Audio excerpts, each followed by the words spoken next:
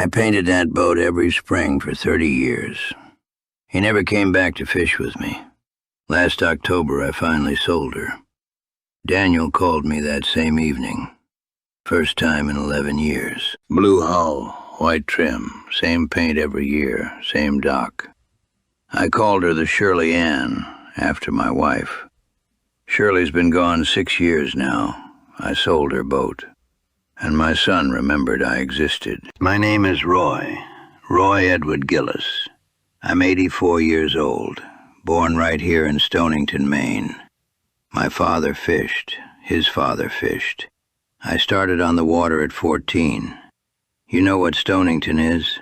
About 1,100 people. One road in, same road out. Everybody knows everything. My father had a 32-foot lobster boat. He called her the Margaret Jean, my mother's name. I crewed for him 14 to 22, every morning, 4:30, cold enough to hurt. He didn't talk much on the water. Most fishermen don't. I learned everything from him. How to be patient. I met Shirley Murphy at a dance in Blue Hill, August 1963. She was from the mainland. Her people were farmers. She'd never been on a boat in her life. First time I took her out, she got sick. Second time, she held on. Third time, she loved it. We were married in June of 1965, 43 years together. Daniel was born in June of 1967, right in the middle of lobster season. Shirley was not pleased about the timing. He was a good kid. Curious, always asking why. I liked that about him. I took him on the water when he was 8. He wasn't afraid.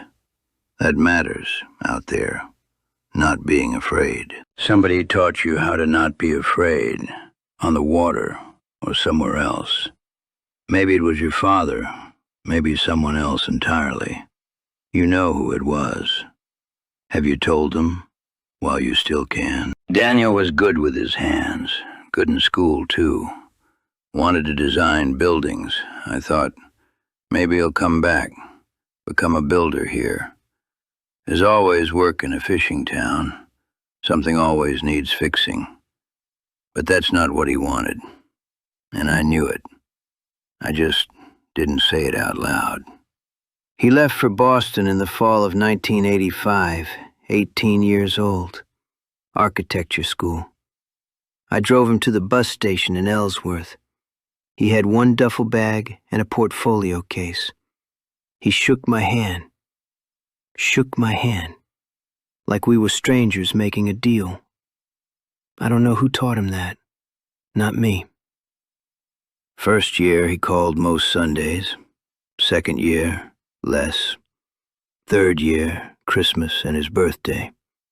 I called sometimes. Shirley called more. She had a way with him. Always did. I didn't know what to say on the phone. I'm not built for the phone. Never was. That's on me. I know that. He came back for his grandmother's funeral in 1991. For a cousin's wedding in 1998. For Thanksgiving, maybe 4 times total. And every time, I'd clean the dock, check the engine, make sure she was ready.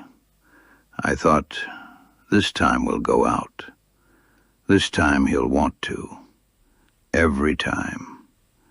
Every single time. You done that. Prepared something for someone who didn't show up. Maybe you cleaned the house. Maybe you cooked. Maybe you just waited by the window. You know that feeling, the cold soup, the empty chair. Every April, first warm week, I'd pour her out, sand her down, blue hull, white trim, Petty brand, from the hardware store in Deer Isle.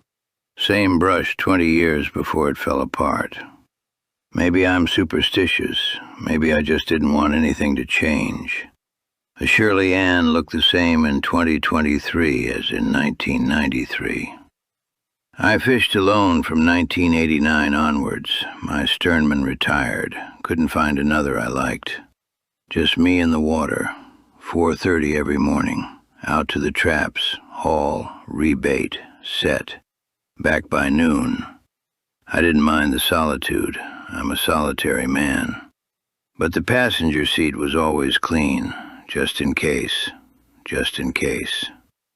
Shirley died in March of 2018. Cancer, 7 months from diagnosis. She was everything. The house, the meals, the reason to come back. Daniel came for the funeral, stayed 4 days. We didn't argue, didn't talk much either. He flew back on a Thursday. I stood in the kitchen after he left. Long time. After you lose someone, the silence has a different weight to it. Not the quiet kind, the heavy kind that sits in the chest. You know what I mean. You've stood in a room like that. We all have. After the funeral, nothing. A card at Christmas, a text on my birthday. Not a phone call, not a visit. Patty came every month, my daughter. She drove up from Brunswick, 3 hours each way. Every month, 6 years. Daniel, nothing. I kept painting the boat. April 2019. Blue hull, white trim.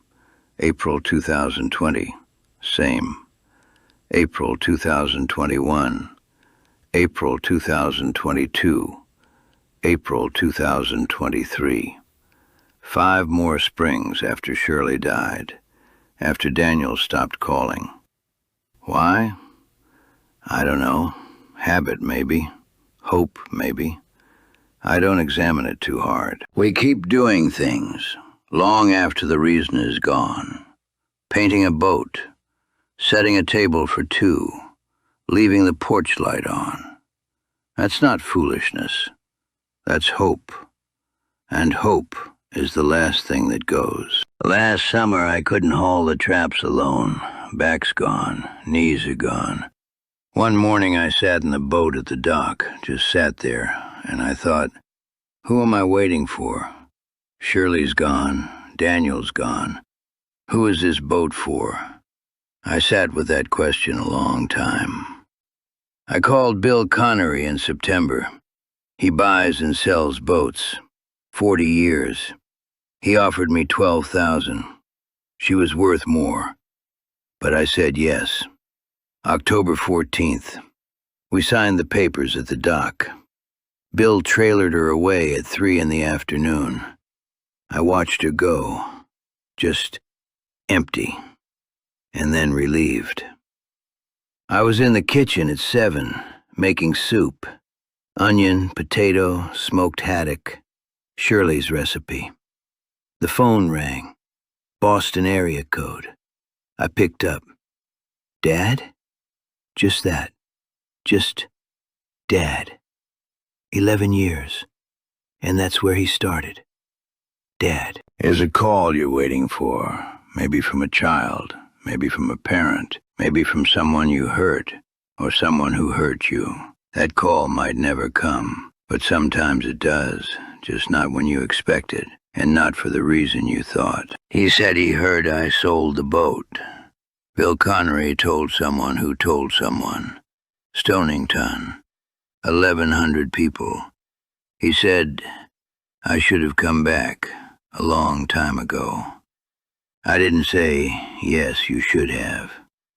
I waited a moment. Then I said, the soup's almost ready. You want to come for Thanksgiving?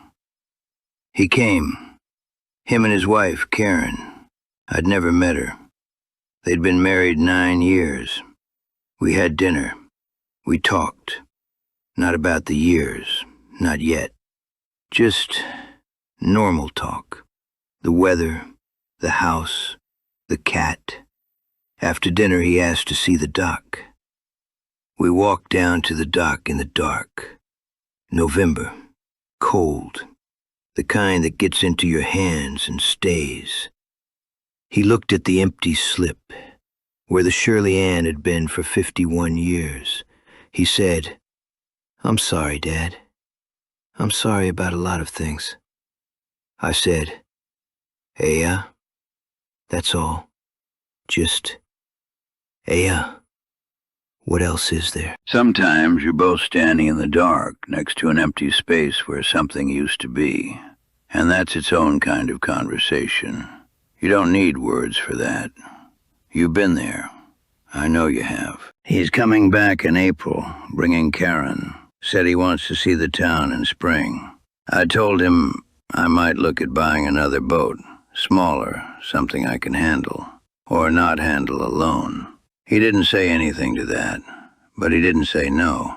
That's something. I painted that boat every spring for 30 years. She's gone now. Both of them. Shirley and the Shirley Ann. But Daniel called, and he's coming in April. Maybe I'll buy another boat. Blue hull, white trim, same paint. That's the thing about spring. It comes back. Always has.